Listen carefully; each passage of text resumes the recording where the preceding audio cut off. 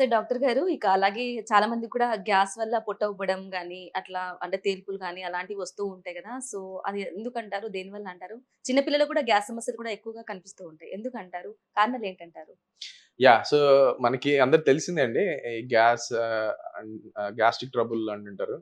So, అసలు యాక్చువల్‌గా నాకు గ్యాస్ట్రిక్ ట్రబుల్ ఉందని వస్తా ఉంటారు గానీ, బట్ వాళ్ళ దృష్టిలో ఒక్కొక్కళ్ళకి ఒక్కొక్క రీజన్ ఉంటది. సో, ఒక్కొక్కళ్ళకి గ్యాస్ అంటే ఎసిడిటీ అయ్యుండొచ్చు. ఒక్కొక్కళ్ళకి గ్యాస్ అంటే కడుపు మంట, లేపోతే పొట్ట ఉబ్బరం, లేపోతే ఎక్కువ తేన్పులు రావడం, కొంతమంది ఎక్కువ గ్యాస్ రిలీజ్ చేయడం. ఇయన్నీ గూడా గ్యాస్ సమస్యగా చెప్తా ఉంటారు. కాపోతే మనకి ఒక్కొక్క దానికి ఒక్కొక్క special or some specific problems ఉంటాయి. సో, ఫర్ ఎగ్జాంపుల్ ఎక్కువ గ్యాస్ ఫార్మ్ అవుతుంది. బర్బ్స్ గురించి మాట్లాడదాం. సో, నార్మల్‌గా మనం అందరం బర్బ్స్ ఆర్ తేన్పులు. సో, నార్మల్‌గా మనం అందరం బాగా ఫుల్‌గా ఆహారం తీసుకున్నప్పుడు కడుపు నిండా 1 లేకపోతే 2 సార్లు బర్ప్ రావడం అనేది కామన్. సో, అది సజెస్టివ్ ఆఫ్ నా కడుపు ఫుల్‌గా ఉంది అని జెప్పేసి. సో, అలా గాకుండా మనకి ఫుడ్ ఇంటేక్‌తో సంబంధం లేకుండా చాలామంది ఎక్కువ బర్ప్ చేస్తానే ఉంటారు. సో, ఎక్కువ అంటే కొంతమంది ఫర్ ఎగ్జాంపుల్ ఒక 50-100 సార్లు బర్ప్ చేసేవాళ్ళు గూడా ఉంటారు. సో, అన్ని సార్లు బర్ప్ చేస్తున్న వాళ్ళని మనం we call it as supragastric belchings. అంటే ఆళ్ళకి ఇక్కడ థ్రోట్ ఆర్ ఇక్కడ ఈ చెస్ట్‌లో కొంచెం డిస్కంఫర్ట్‌లా ఫీల్ అవుతారు. సో, ఈ డిస్కంఫర్ట్‌ని వాళ్ళు తగ్గించుకోవడం కోసం ఇట్లా లోపలికి ఎయిర్ తీసుకొని మళ్ళీ దాన్ని అలాగే బయటికి రిలీజ్ చేస్తా ఉంటారు. దీన్ని సూప్రాగాస్ట్రిక్ బెల్చింగ్స్ అంటారు. సో, ఇది ఆల్‌మోస్ట్ 100, 150 సార్లు కూడా చేస్తా ఉంటారు. ఇట్లా ముట్టుకుంటే చాలామంది పేషెంట్స్ వచ్చి నాకు ఎక్కడ ముట్టుకున్నా కూడా గ్యాస్ వస్తుందని చెప్తూ ఉంటారు. ఇక్కడ ముట్టుకున్నా, ఎక్కడ ముట్టుకున్నా ఇక్కడ. సో, అవన్నీ కూడా సూప్రాగాస్ట్రిక్ బెల్చింగ్స్. సో, వీళ్ళు ఇక్కడ డిస్కంఫర్ట్‌ని క్లియర్ చేయడం కోసం ఎయిర్‌ని సక్ చేయడం దాన్ని ఫస్టు ఇది వాలంటరీగా స్టార్ట్ చేస్తారు. అంటే వాళ్ళు ఇట్లా చేసి, తర్వాత అది వాళ్ళకి తెలియకుండానే ఇన్వాలంటరీగా మల్టిపుల్ టైమ్స్ చేస్తా ఉంటారు. సో, అది కొంచెం ఈటింగ్ ప్రాబ్లమ్స్ అంటే మనకి కొన్ని రకాలైన బులిమియా నర్వోసా, అనారెక్సియా నర్వోసా అనే ఒక కైండ్ ఆఫ్ సైకలాజికల్ ఇష్యూస్ అండి. సో, వాళ్ళకి ఆహ్, ఇలాంటి వాటికి మనం సెపరేట్‌గా ట్రీట్మెంట్ ఇస్తాం. ఎందుకంటే వీళ్ళకి ఒకసారి పడుకున్న తర్వాత బెల్చింగ్స్ ఆ తేన్పులనేది రావు. సో, అది క్రక్స్ అన్నమాట. అంటే వాళ్ళకి ఇది సూప్రాగాస్ట్రిక్ బెల్చింగ్. అదే కొంతమందికి ఎక్కువగా తేన్పులొస్తా ఉంటాయి. సో, ఈ అన్నంతో సంబంధం లేకుండా. దాంట్లో ప్రధానమైన కారణం ఎసిడిటీ ఆర్ గ్యాస్. అంటే జీఈఆర్డీ అనే ప్రాబ్లమ్ ఉన్నోళ్ళు గూడా ఎక్కువ సార్లు బర్ప్ చేస్తా ఉంటారు. మేము రొటీన్‌గా కామన్‌గా ఎక్కువగా పేషెంట్స్‌లో చూసేది హెచ్ పైలోరీ బాక్టీరియా అనే ఒక రకమైన బాక్టీరియా వల్ల పేగులో పూతలాగా వచ్చి మనకి ఎక్కువ బర్బ్స్ అనేది వస్తా ఉంటాయి.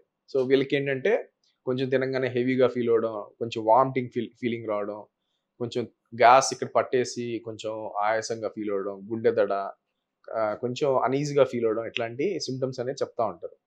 సో, ఇలాంటి వాటికి సెపరేట్ ట్రీట్మెంట్ ఉంటుంది. సో, మనకి ఇవన్నీ కూడా బాగా కేర్‌ఫుల్‌గా పేషెంట్ చెప్పేది మనం అర్థం చేసుకోవడం, వాళ్ళని క్వెషన్స్ అడగడం. దానివల్ల మనకి మెజారిటీ ఆఫ్ 95-99% మనకి ఒక అండర్‌స్టాండింగ్ వస్తది.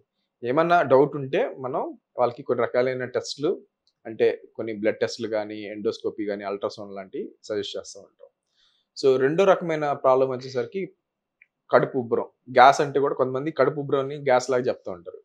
సో, ఇలాంటివి కూడా మనం కొంచెం తినంగానే కడుపంతా టైట్ అయిపోయింది. తినలేకపోతున్నాను. కొంచెం తినంగానే మోషన్‌కెళ్ళాల్సొస్తుంది. ఇట్లా డిఫరెంట్‌గా చెప్తా ఉంటారు.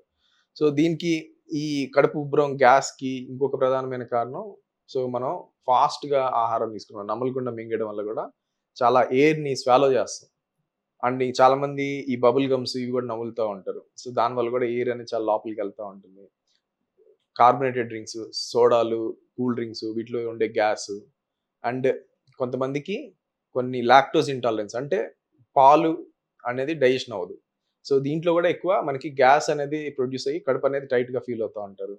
అలాగే కొంతమందికి ఇది మనకి గ్లూటెన్ ఇంటాలరెన్స్ అంటే ఈ వీట్, ఓట్స్ ఇట్లాంటి ఫుడ్స్‌లో ఉండే ఈ గ్లూటెన్ అనేది డైజెషన్ అవ్వదు. దానివల్ల గూడా వస్తా ఉంటుంది. కొంతమంది ఎక్కువ ఆల్ ఆఫ్ ఎ సడెన్ వాళ్ళెక్కడో చూస్తారు ఫైబర్ తింటే గట్ మంచిగా పనిచేస్తుంది. చాలా మంచిది స్ట్రాంగ్ అని జెప్పేసి ఒక్కసారి అంటే ఓవర్ నైట్ వాళ్ళు మొత్తం ఫైబరస్ ఫుడ్ మారిపోతారు. ఇలాగ ఓవర్‌గా ఫైబరస్ ఫుడ్ తినడం వల్ల గూడా ఎక్కువ బ్లోటింగ్ కంప్లైంట్ చెప్తూ ఉంటారు. అంటే ఎక్కువ సలాడ్స్, క్యాబేజ్, కాలీఫ్లవర్, బ్రోకోలీ ఇట్లాంటివి ఎక్కువ తీసుకోవడం వల్ల కూడా గ్యాస్ అనేది ఎక్కువ ఫామ్ అవుతూ ఉంటుంది. అలాగే మేము కామన్‌గా చూసేది కాన్‌స్టిపేషన్. అంటే సరిగ్గా మోషన్ ఫ్రీగా కాకపోవడం. వాళ్ళలో కూడా ఎక్కువ బ్లోటింగ్ అనేది చూస్తూ ఉంటాం. సో, వాళ్ళకి ఒకసారి మొత్తం క్లీన్ గాక 4, 5 సార్లు మోషన్‌కెళ్ళాల్సి వస్తా ఉంటుంది. సో, తిన్నప్పుడల్లా ఎళ్తా ఉంటారు. అండ్ ఇంకా ఐబీఎస్ అనే ప్రాబ్లమ్‌లో గూడా ఎక్కువ బ్లోటింగ్ అంటే కడుపంతా టైట్ అయిపోవడం. అండ్ ఫీమేల్స్‌లో ఈ మెన్‌స్ట్రువల్ సైకిల్స్, ఈ మెన్సెస్ టైమ్‌లో గూడా హార్మోనల్ ప్రాబ్లమ్ వల్ల ఆ 2, 3 రోజులు కొంచెం బ్లోటింగ్ అనేది, వాటర్ రిటెన్షన్ అనేది జరుగుతా ఉంటుంది. సో, ఇట్లాగా ఈ బ్లోటింగ్ కూడా చాలా కారణాలుంటాయి. అలాగే చాలామంది ఎక్కువ గ్యాస్ కింద నుంచి గ్యాస్ ఎక్కువ వెళ్తుందని గూడా చెప్తుంటారు. దాన్ని గూడా గ్యాస్ ప్రాబ్లమ్‌గా చెప్తూ ఉంటారు. సో, దీనికి కారణం వచ్చేసరికి మనకి ఇంటెస్టైన్‌లో స్మాల్ ఇంటెస్టైన్‌లో బాక్టీరియా అనేది ఎక్కువగా పెరిగిపోవడము. అండ్ దీన్ని small intestinal bacterial over growth అంటారు. ఇది కొన్ని రకాలైన బ్రెత్ టెస్టులు చేయడము, దాని ద్వారా తెలుస్తుంది. అలాగే మనకి ఈ ఫైబరస్ ఫుడ్ ఎక్కువ తినడం, ఎక్కువ తీసుకోవడం వల్ల గూడా ఈ బ్లోటింగ్ అనేది ఈ గ్యాస్ అనేది ఎక్కువ రావడము. అండ్ కొన్ని పచ్చి కూరగాయలు కొంతమంది పచ్చి జ్యూస్‌లు ఎక్కువ తాగుతా ఉంటారు. దాంట్లో ఉండే అది సరిగ్గా మనకి డైజెషన్ అవ్వక ఎక్కువ గ్యాసెస్ ఫార్మ్ అవ్వడము. ఎక్కువ కాంప్లెక్స్ కార్బ్స్ తినే వాళ్ళలో గూడా ఈ గ్యాస్ ఫార్మ్ అవ్వడము. ఇట్లాంటియన్నీ ఉంటాయి. అండ్ ఆబ్వియస్‌లీ హెచ్ పైలోరీ అనే బాక్టీరియా వల్ల గూడా ఎక్కువ గ్యాస్ అనేది బ్లోటింగు ఎక్కువ కింద నుంచి గ్యాస్ అనేది వస్తుంది. అలాగే కాన్‌స్టిపేషన్ వల్ల గూడా ఎక్కువ గ్యాస్ వస్తుంది. సో, ఇలాంటి ఎక్కువ కింద నుంచి గ్యాస్ వెళ్తున్న వాళ్ళకి మనం అంటే ఒక్కొక్క రీజన్‌కి మనం ఒక్కొక్క స్పెసిఫిక్ టెస్ట్‌లుంటాయి డయాగ్నోసిస్‌కి. అలాగే డైటు, అలాగే మనకి ట్రీట్మెంట్స్ ఉంటాయి. సో, అందరికీ కార్పెట్ లాగా ఒకే treatment. So, most of the times ఏమవుతుందంటే, మనకి ఫ్రెండ్స్‌నో లేకపోతే రిలేటివ్స్‌తో మాట్లాడుతున్నప్పుడు ఇలా గ్యాస్ వస్తుంది అనంగానే ఈ పలానా గ్యాస్ టాబ్లెట్ ఏసుకో, ఆ టాబ్లెట్ ఏసుకో, ఈ టాబ్లెట్ ఏసుకో అంటారు. సో, వాళ్ళు అది తీసుకుంటానే ఉంటారు. కానీ అవేం పనిచేయవు. సో, అట్లాగా క్రానిక్‌గా తీసుకుంటుంటారు. సో, ఇట్లాంటి గ్యాస్ ప్రాబ్లమ్స్ ఇట్లాంటియి దీర్ఘకాలికంగా ఉంటే నెగ్లెక్ట్ చేయకుండా సో, డాక్టర్ దగ్గరికెళ్తే వాళ్ళు ప్రాపర్‌గా మనం ఎగ్జామినేషను, హిస్టరీ వినడం ద్వారానే స్పెసిఫిక్ టెస్ట్‌లు తద్వారా మంచి కరెక్ట్ ప్రిసైజ్‌గా ట్రీట్మెంట్ తీసుకోవడం వల్ల ఈ గ్యాస్ ప్రాబ్లమ్‌కి మనం కంప్లీట్‌గా క్యూర్ చేసుకోవచ్చు. సరే అలాగే చిన్న పిల్లలకు కూడా చాలా మందికి కూడా గ్యాస్ ప్రాబ్లమ్స్ వస్తూ ఉంటాయి. పట్టేసింది, కడుపులో నొప్పి అని చెప్పేసి కూడా చాలా మంది అంటూ ఉంటారు. సో, అదెందుకంటారు? రీజన్ ఏంటంటే? సో, ఇది మనకి చిన్న పిల్లల్లో గూడా ఈ గ్యాస్ట్రిక్ ట్రబుల్ అనేది ఇప్పుడు కామన్‌గా చూస్తున్నాము.